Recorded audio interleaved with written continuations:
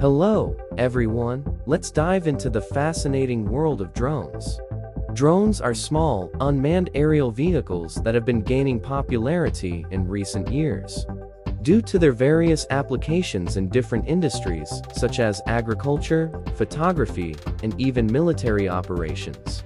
To begin with, drones are often used for photography and videography purposes, providing creators with versatile new tools to capture stunning aerial footage. They are equipped with advanced sensors and cameras that can capture high-resolution images and videos, making them an excellent choice for capturing the beauty of nature, cityscapes, and even sporting events. In agriculture, drones are being used to monitor crops, detect pests and disease, and even monitor soil health.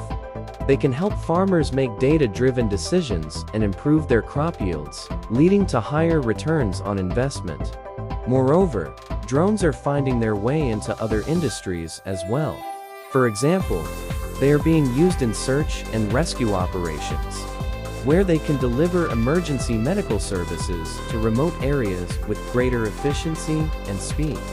In addition, drones are being developed for delivery of goods and even aerial photography for architects and designers. However, there are also concerns about the use of drones, such as the privacy of individuals and potential collisions with drones or other aircraft.